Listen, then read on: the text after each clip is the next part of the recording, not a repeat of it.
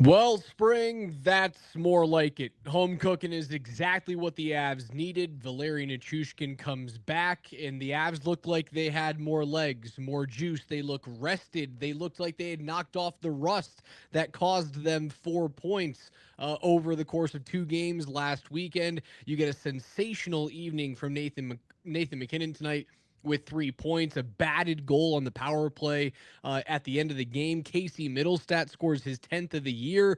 Uh, all of these things came right on time against a good club in New Jersey. 5-1 at the end of that feels way farther apart than this hockey game actually was.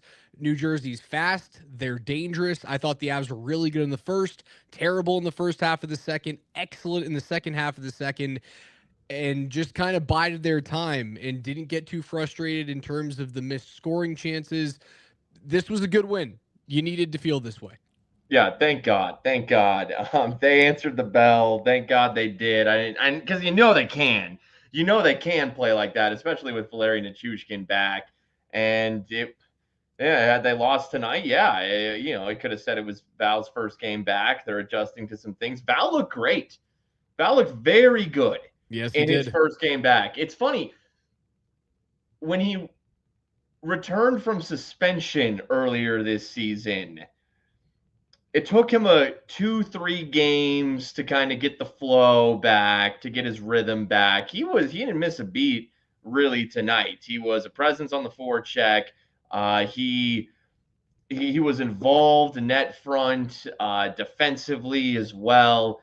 He looked every bit the Val Nichushkin that we saw before he got hurt, and that as well. The suspension that he had to start this season. There was a story to this season. Val missing a chunk of time due to suspension to start the season. Lehkonen, a little late to debut with the team this season, coming off of shoulder surgery. The injuries throughout. It's just been that type of season. But here tonight, finally, we saw four lines constructed the way that they are supposed to be constructed. The 12 dudes who are playing forward tonight, those are who they're supposed to be. And hey, guess what, man? That Casey Middlestat goal off of the Sam Girard slap shot and a backhand finish that's really smooth and goes a little top shelf. He made that look easy. That's easier said than done, especially when you've been struggling on the back end of the blade on the wrong curve side. Maybe it's a Val Nichushkin thing. Val sparked that second line because Middlestat looked good. Drouin had a great game. What a difference Val Nichushkin makes.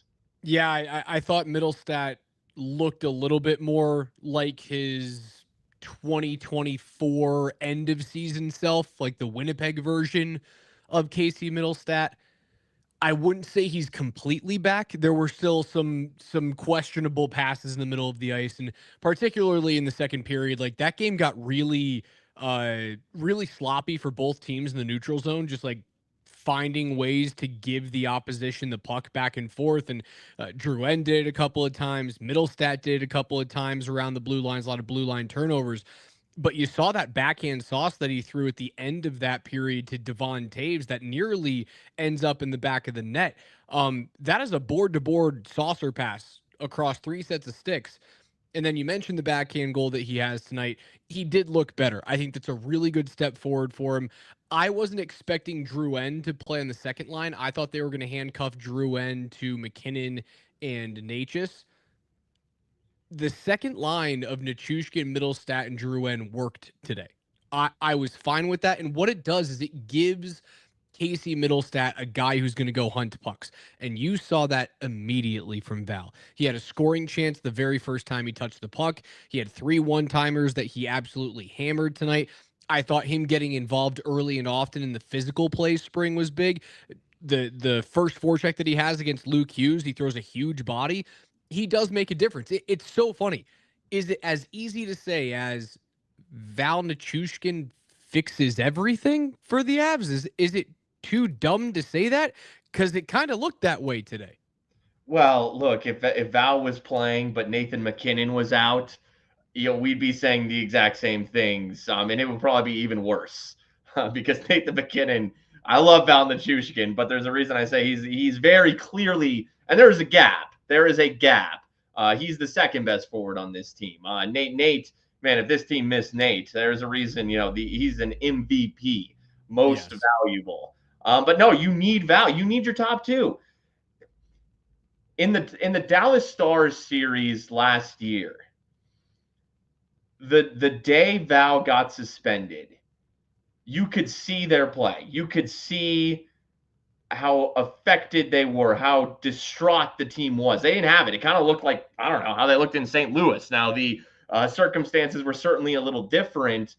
Um, it's amazing what happens when you get Val back. And, there was a lot of panic after these two weekend road games. And I want to remind people again in that Dallas series, look, the game that they get eliminated, I mean, Matt Duchene scores, was it double overtime? I mean, Double overtime. they still fought without Val. I maintain they win that series if Val Nichushkin does not exit. He's that important. You need Nate. You need Val. We now live in a world where you need Marty Necas. You need Arturi Lekkinen. We lived in that world for a little bit. You need those guys. You need all of them. You cannot win a cup unless you have your top star forwards, and Val is in that group. So yeah, it's no wonder that they looked much better today. And also, I mean, I think Val or no Val, a message was received. They skated hard the entire game. You could tell the sense of urgency was there, start to finish. Sometimes that's going to happen. Sometimes in an 82 game regular season, you're going to lose your focus, even though we want you to win every game. And the Avs lost their focus a little bit, certainly on Sunday in St. Louis. It was a little better the day before in Nashville. So, Val or no Val, a message was received. They were back on their home ice. They needed to respond. They needed to prove something, and they did. McKinnon, a 3-point night, 2 goals, 1 assist, vaults himself back into sole possession of the league's lead in points. He has 90 on the season now. And don't look if you're the Carolina Hurricanes, because a 3-point night for Marty Necas this evening means he has as many points as Mikko Rantanen does On the season. on the season. Nate just in one game tonight after the Avs looked like crap for 2 games before that. And Nate just can just wipe the slate clean and get the same 3 points that it took Mikko Rantanen 7 games to get. Yeah, Mikko is a better player than Necas, but the difference is somewhat marginal. You just needed Val back. And man, I still want Sidney Crosby. It would be awesome. Yeah, But it if doesn't. if Casey Middlestat can play like he did tonight, and there is I find it funny, Raj, that they had Juuso Parssinen on the second line. And we talked about this. When Val comes back, what happens? Do they dip Parssinen down to the bottom six, or do they simply remove Parssinen from the lineup? And that's what they did. He was a placeholder. That's all that Juuso Parssinen was. Hey, credit to him. He's a young, big, with some skill, left-handed shot. But you see, I mean, it's a night and day difference from Parssinen to Nichushkin. They didn't want to mess with that bottom six. Even though the bottom six had been struggling of late, they like the makeup of it. Juuso Parssinen was simply a placeholder until Val Nichushkin got back. I don't think you've seen the last of Juuso Parssinen. I still believe that Miles Wood needs to prove himself to stay in the lineup when it comes to playoff time. I think Bednar will continue to give Parssinen some looks down the stretch run, right? 22 games remain between right now and the playoffs. I could see Parssinen being a bottom six forward on this team when it actually counts, if Miles Wood doesn't turn it around, or if Joel Kiviranta becomes a ghost. I don't think that's going to happen, because Kiviranta was one of my favorite players in the postseason last year. I just think he's a He's an unheralded Swiss Army knife, can kind of do anything for you. He's never going to wow you. He's never going to put up big time points, but he can just kind of get the job done, which means he stays in my lineup.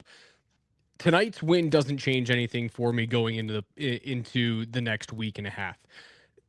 These next 4 games, they're still a tryout for Casey Middlestat. That he's on tryout mode. He has to have a wonderful homestand going into Friday's trade deadline. And if he doesn't show up, and if he's a ghost, even if the Avs do win these games, if he's not a main reason why that second line is clicking, and it's very clear that it's just Val and kind of Casey's around for the ride, I would still see them moving him.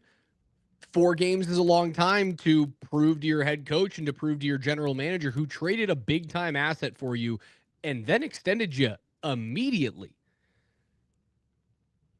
4 games feels like forever for me, but considering you might be able to move that guy within a year of acquiring him, maybe it's not as much runway as I think. You know, so as I was kind of alluding to when I went on my little Parsonen rant, there was, Middlestat is going to.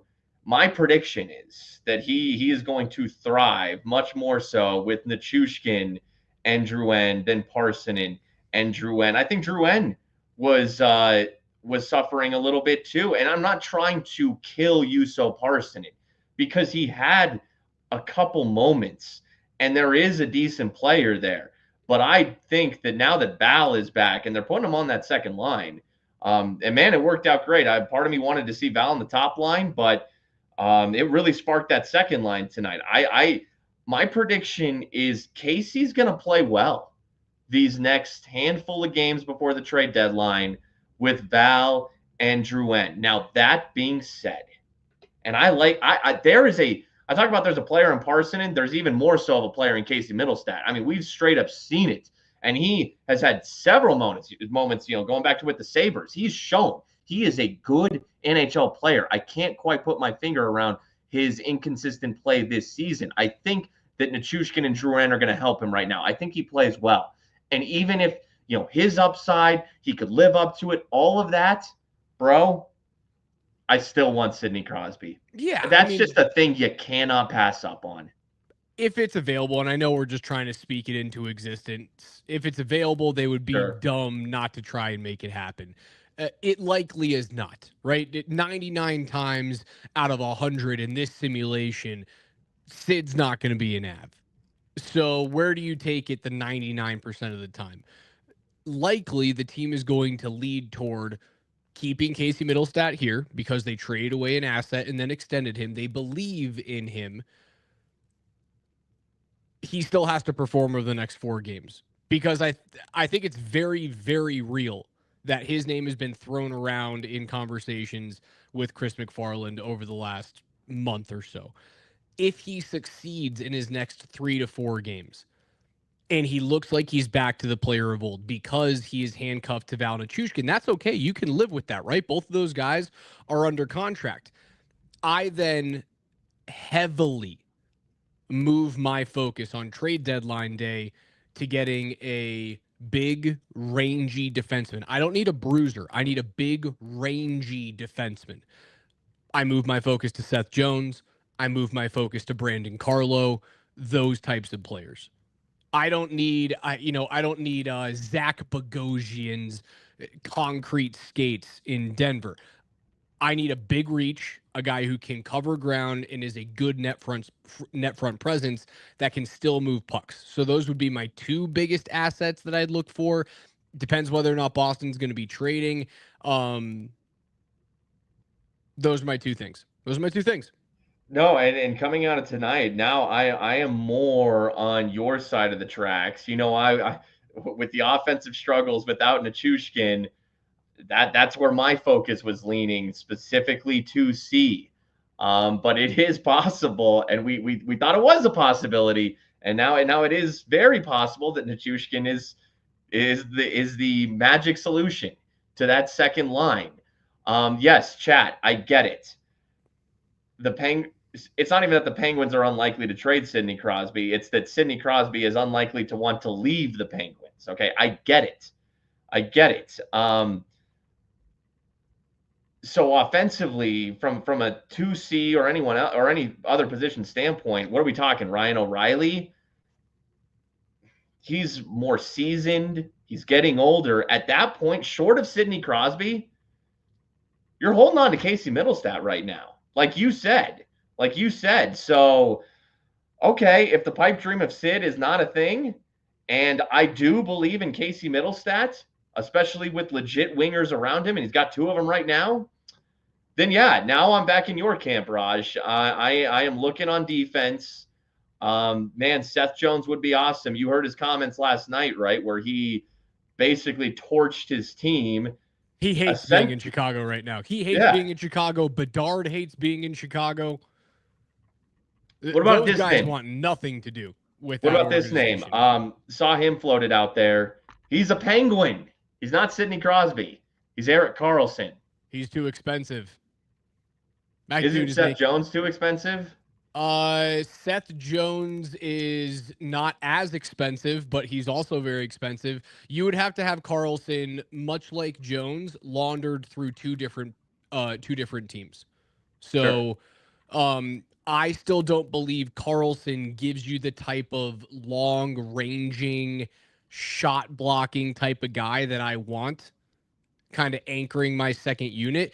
Erik Karlsson is Cale Makar 10 years from now. That's who Erik Karlsson is right now. I don't need Cale Makar 10 years older. I need something different. And Karlsson is playing better. He looked really good in the WJC in the Four Nations. I like the player. I hate the number. I also don't love the fit as much. I saw Mel throw in Mario Ferraro from San Jose. If I'm San Jose, I don't want to get rid of him just because I think you're building the right things. Also, 5'11" defenseman, while he is a good shot blocker, I don't love the fit here.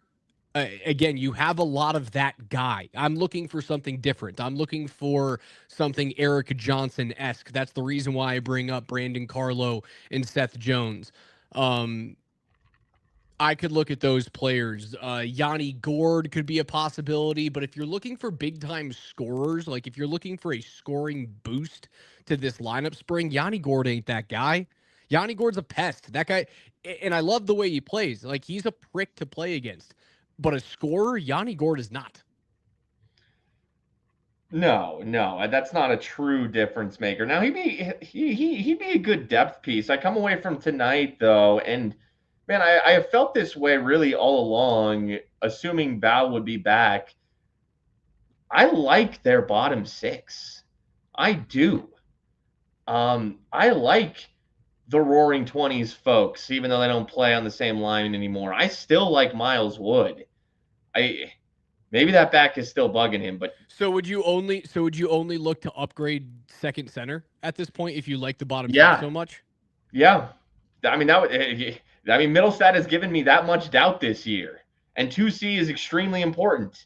So But I'm optimistic that so his game, and second honestly, he had a moment in St. Louis that he had his best play in a hot second, and looked good tonight. I'm looking at defense. I mean, that's what I'm looking at. Uh, After tonight, after seeing Val come back, I've completely switched sides. I'm kind of off my 2C now, assuming that Sidney Crosby isn't going anywhere. He's the only one that really makes a ton of sense. yeah, And I get it. I saw some people talking about like the Sid trade and be like, "Oh, I wouldn't put Callum Ritchie in that trade." Shut the fuck up. Yes, you would. There You isn't a do it player every. on there isn't a player not named Nathan McKinnon or Cale Makar that I wouldn't trade to get Sidney Crosby in Denver. And Um, neither would any of you. it is a short list. Yeah, look, Cal Ritchie might end up being a good player. We don't know. I don't know what planet Earth is going to look like in 2 years. I want to live in the now. You're telling me Sidney Crosby could come to the Avs? I'm giving up Callum Ritchie yesterday Yeah. for Sidney Crosby. I'll give up Like that's Callum and 3 first rounders for that guy. That's how good that player is, man. goodbye. You don't pass up the opportunity to And get and Sidney Crosby on your team. Ben goes Lecky, Val. I'd be hard pressed not to. Guys, Sidney Crosby's so freaking good. He's still Yeah, so freaking good. And he still has like 3 more elite years left in him because he keeps his body so perfectly tuned. The only reason why he ever missed games in his career is because of his noodle. And luckily, he's at the point in his career where like nobody hits him because he's Sidney Crosby. Yes. And it's not realistic, but it's fun to talk about. So Spring and I are going to talk about this until March 7 comes and goes. And then when we get into the offseason and Sid is pissed off because he missed the playoffs again, you know what we're going to do in the offseason? We're going to talk about getting Sidney Crosby to Denver again. I'll do it until he retires. I will beat the dead horse. I don't care. It makes because the transaction makes all the sense in the world. Mackenzie Blackwood, would you trade him? He was great tonight. Mackenzie Blackwood was one of the plays of the game tonight. Maybe the play of the game. Kale McCarr whiffs, and this is going to happen even to the elite players. He's walking the line and he's trying to fire a shot on net, and he whiffs on it. And Jack Hughes is the forward closest to Kale. He picks that puck up, breakaway. Blackwood comes out of the crease. We saw Alexander Georgiev do this a lot when he was struggling. He tried to come out of the crease more, but he was kind of lunging forward and getting low when he would do that. Blackwood stays tall out of that crease, and Jack Hughes tries to go top shelf blocker side. Blackwood's there. That to me is the save of the game. He was good overall. It's fun. It is hilarious that the New Jersey Devils have been looking for an answer in goal for years. They started Jake Allen tonight, who is, to me, a replacement level goaltender. Solid, but not a world beater. And here's Mackenzie Blackwood finally flourishing, a team that he was drafted by the Devils. So Blackwood has a great performance tonight. He is so important to what the Avs do. I can't trade Sidney. I can't put him in a Sidney Crosby deal. Blackwood's going to be a freaking steal of a contract, by the way. That's still a very real thing. But yeah, if Sid can come here, that's the dream. Hey, Luka Doncic got traded. Anything is possible. Don't tell me it's impossible that Sidney Crosby could go to the Avs. Don't tell me it's impossible. Anything is possible in today's day and age. I never thought that Mikko Rantanen would get traded. I really didn't. I screamed it into microphones. I was like, you don't trade 50 goal scorers. And, well, I guess you do when they don't want to sign $100 million deals, not only with you, but with the guys that they get traded to. It's insane what's happening in Carolina right now. Yeah, Blackwood was good tonight. It's a shame he didn't get the shutout. I kind of jinxed it on our text thread with the morning sprint. We're giving away tickets. Your text threads can't jinx. Those That's aren't what public. I know. All of the pea brains, the mental midgets that I do my midday show with. Everyone thinks that anything that I say about a hockey game, whether it's good or bad, automatically means bad things are going to happen to the Avalanche because that's the world that we live in. So I was texting. I'll let you guys behind the curtain. We're giving away tickets to the Avs and the Penguins, which is next Tuesday. All day tomorrow on Altitude Sports Radio. So the morning show's giving away 2 pairs of tickets. We're giving, it's either 2 pairs or a pair each. We're giving away a pair of tickets in the morning show. My show's giving away a pair of tickets. Spring, you, Nate, and Andy are giving away a pair of tickets in the afternoon. So our program director texted us during the game. It was like, hey, we need 2 keywords.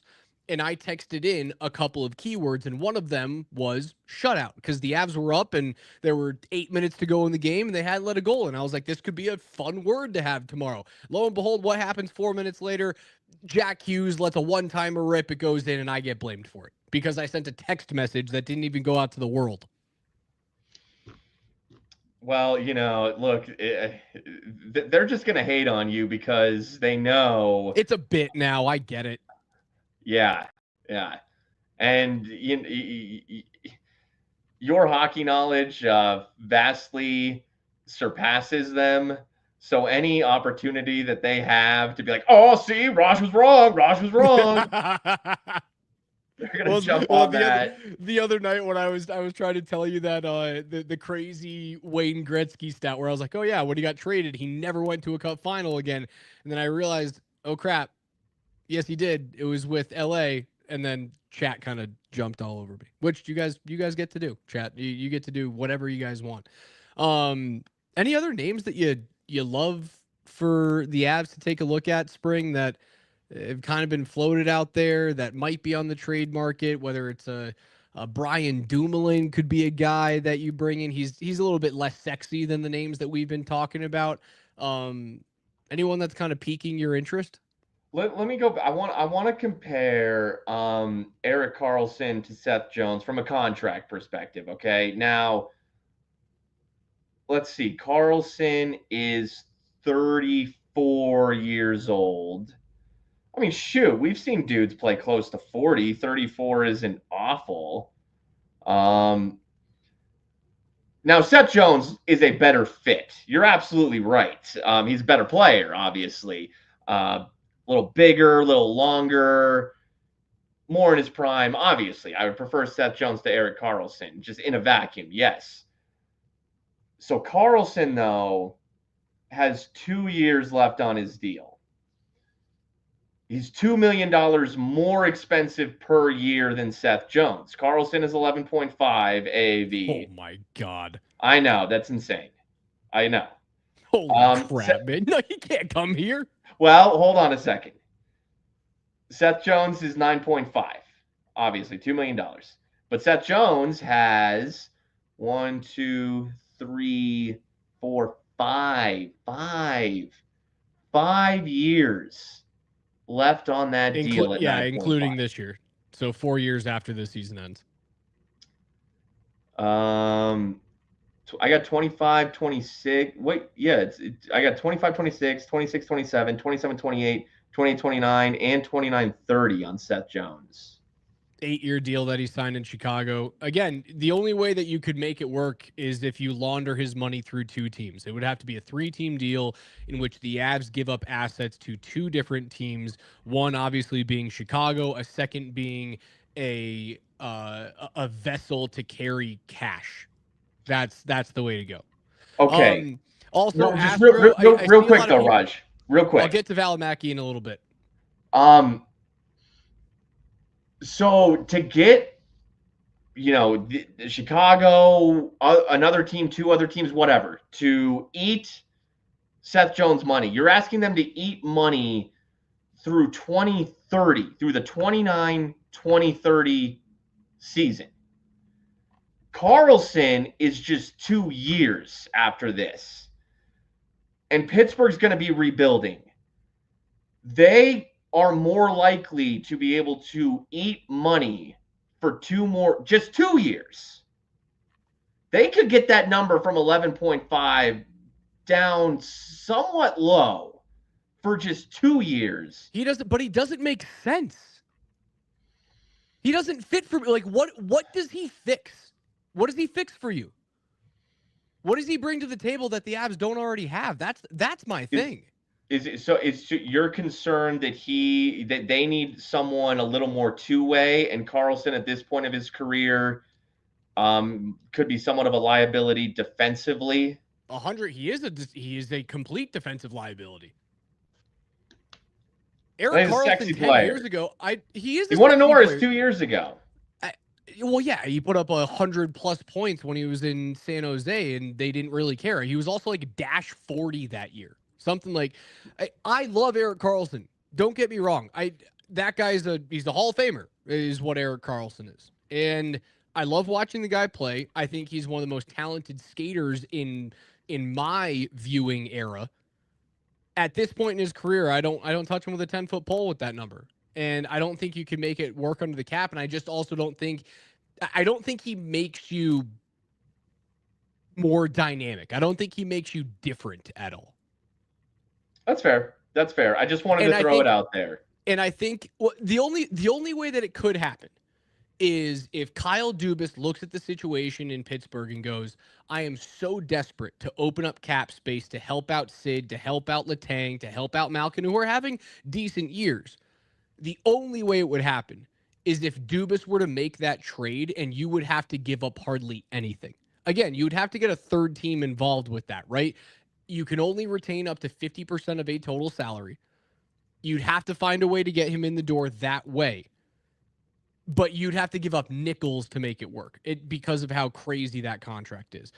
Pittsburgh would be dealing from a point of weakness. It would be easier to move that contract in the offseason for them. It's easier to move any contract in the offseason. I just think that Seth Jones is going to put up a big enough stink that Chicago's going to wheel and deal him at the deadline.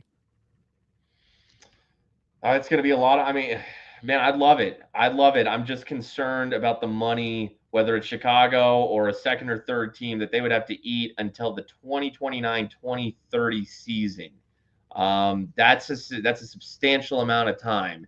And, 3-4 years from now, hell, even Chicago, I mean, Connor Bedard's going to be like 24 years old at that point. He's going to be possibly a legit dude in this league, and they'll be looking at that cap being like, "Oh, there's that Russell Wilson dead money." You know what I'm saying? So I'd love it though. I'd love it. And hey, shout out to Seth Jones. He wants out of there. Good on you for speaking up. Never should have signed there. That was a terrible decision for him. That's something. When you take the money, that's the risk you run. When you decide to take the money, it was very clear when he signed with Chicago that team was not set up to win at that point. There's a reason that they ended up with the first overall pick and got Connor Bedard. You are But hey, right. I'm Yeah. rooting for it. I'd love Seth here. There's a few other ones that people are throwing out there, like why did the Avs pass up on Juuso Valimaki when he hit waivers? I saw a subset of Avs Twitter, and some media members kind of going after Valimaki. I don't love his tape. I never have. I hate how he defends open ice at 5-on-5. His underlying numbers are not good. With I know he's rangier. He's a good shot blocker. I'll give you that. Like he can eat pucks and he can kill as a result of eating pucks. I don't think Juuso Valimaki is a is a true impact defenseman, not only for the Avs but in this league. I think if you were to have grabbed him off waivers, he would have gone into that cycle with Dahan and Shillington, and Ludwig before he was gone. All these guys who've tried to cycle in on the 5, 6, 7 D man rotation. He's kind of the same guy. I don't love that player. I'm kind of happy that they didn't try and grab him when he hit waivers. He's just not my guy. I I don't think he fits the system. I don't think he moves pucks well enough. And again, my biggest thing is 5-on-5 defending. His underlying numbers are terrible. Terrible. So I'm happy that they didn't go out and grab that guy. I know I've thrown out the name Brandon Carlo from Boston. The reason why is because yeah, he's got some ties here to Colorado. Being born in the Springs, and I think he is. I think he's Jacob Slavin light. If you could possibly get him from Boston Spring, it would be an amazing fit.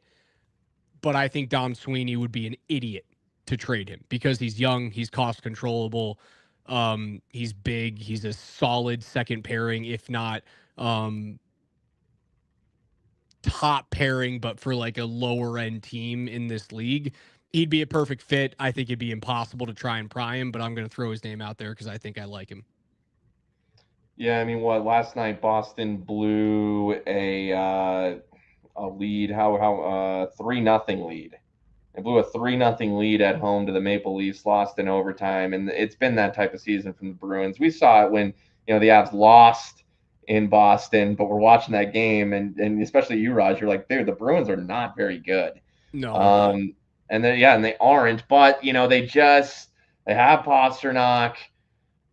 They just gave Jeremy Swayman that nice contract. They're gonna think that they can contend next year.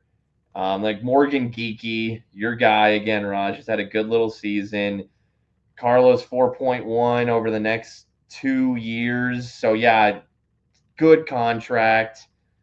It's going to be tough for them to part with that. Yeah, that's pricey because of that. Because of him only being. That's funny. The better you play, but the cheaper your contract is, the Yep. more expensive it is to acquire you. Whereas, like you were saying, you could probably get Erik Karlsson for dirt cheap because Pittsburgh probably does just want to get the hell rid of him because he's an $11.5 million cap hit. Yeah. It's It's a weird situation that Dubas decided to go into in Pittsburgh. It's like, oh yeah, I'll take on this contract and I'll re-sign all these old dudes that I don't understand what's going on in Pittsburgh. That's the reason why I'll never let the Sidney Crosby thing die because it's such a shit show out It's there. like okay, Crosby, Malkin, and Carlson in the year 2025. Like, did you see today? I saw a rumor that ESPN said the Suns are going to trade Kevin Durant in the offseason, and the Mavericks have their eye on teaming up Kevin Durant with Kyrie Irving and Anthony Davis. And it's like, that's Carlson, Crosby, and Malkin in the year 2025. What are we Yeah, doing? that's exactly what it is. It's exactly what it is. That's a great comp, Spring. Great comp. But What are we doing? At least Dallas is a year removed from actually being in an NBA final. At least there's that, yes. Yeah, solid win tonight, man. It's a great way to start off a homestand. You got 5 more to go. I set the bar at 4-1-1. I think I got a little, or no, 4-2 was where I had my bar. I think I got a little bit more excited toward the end of the night when I said 4-1-1 is my minimum. If you play like that, 4-1-1, 5-1 is totally feasible. You've got an opportunity to get some points back from a division rival that you have a decent shot of catching. I don't know if you can catch Dallas and you're not catching Winnipeg, who just won their 11th straight game tonight. That kissed the number one seed goodbye. That's the Jets and the Jets alone. Um, you get a win against Minnesota, they start to pucker up pretty quick. And if you rattle off 2 more on the homestand after that, No, this is it's really it's a 6 game homestand of 3 good teams and 3 below average teams, very and nice way to put it. you just got 2 points against one of the teams that you would put in the good category. So assuming they take care of business, and I even talked about this with Berto on the Blitz tonight. I don't care if you win in overtime. I don't care if you win in a shootout. I don't care if you don't play your best, as long as you get it done in the end and secure both points against Pittsburgh, San Jose. And look, Macklin Celebrini, fun little player. San Jose is more dangerous than they have been. Still a bad team. And you got to finally get one on the Blackhawks. If you get all 6 there and you secured 2 against one of the good, you just got to split against Minnesota and Toronto. And there's 5-1 right there. Hell, there's a world where this is 6-0. Yeah, I think it's a very gettable homestand. It's also one that like there's not a game that I wouldn't want to go to. It's funny. The least enticing game for me is a division rivalry on Friday night that I'm going to be in the building for doing network. Like that's the least exciting matchup because Kirill Kaprizov isn't available. I love watching New Jersey play. I think they're incredibly fast. They're super fun. I really like watching Jack Hughes play hockey. I just think he's a remarkable talent at his speed to be able to do what he does with the puck. Avs did a great job of shutting him down for the most part today. I know he scored, but he was perimeter most of the time today. I'll never turn down an opportunity to go see Sidney Crosby play.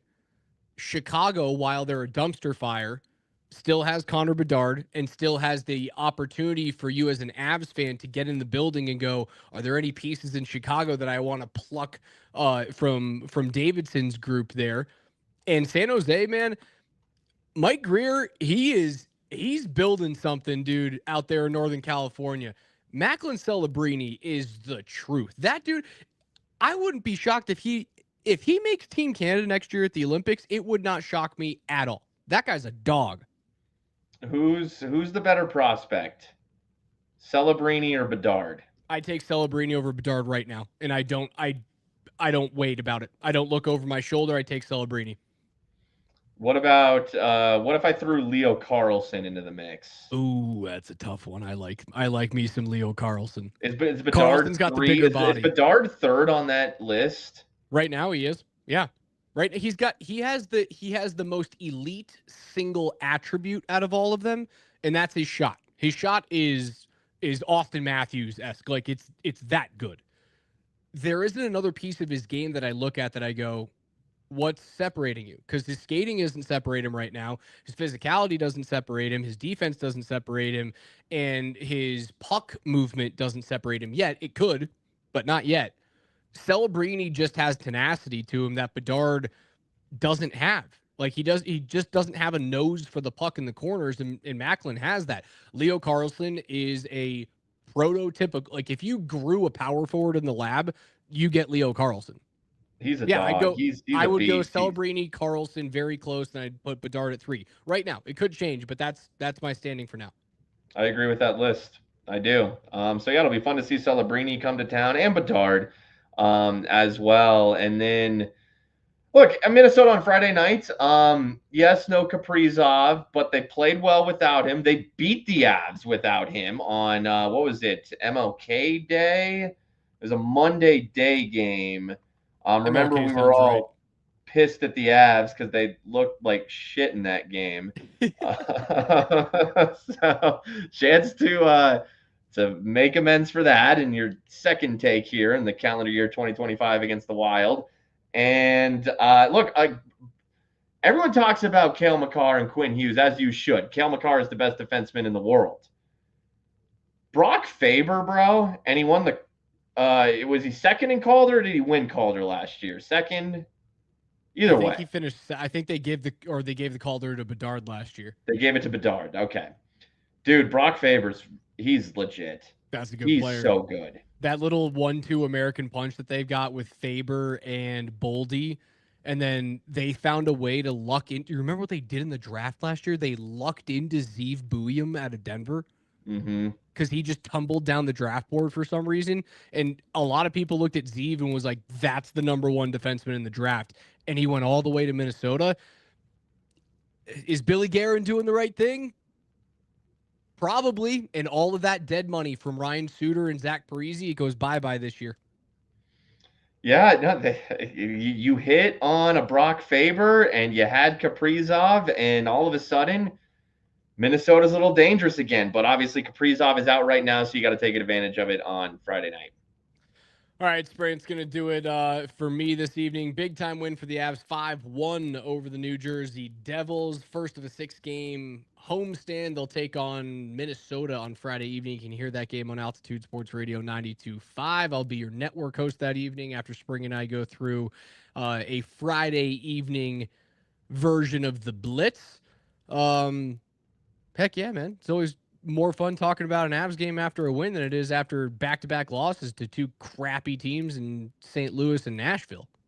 Hey, the real Avs showed up, and Valeri Nichushkin showed up tonight. It was considering the season of Val's suspension and all the injuries, to see four lines the way they were meant to be constructed for what feels like the first time this year. It's a way. It just feels good. It took until February 26th, but I guess it was worth the wait. Yeah, I'll say that actually, it was worth the wait. Trade deadline coming up on Friday. We'll continue talking about it after the games right here on Between the Pipes. Make sure you guys subscribe to us on YouTube at Altitude Sports Radio. As always, you can watch us on Twitch. Make sure you guys follow, use those Twitch Prime subs as well. We'll see you guys for spring. I'm Raj. Friday night, Avs and Wild. See you there.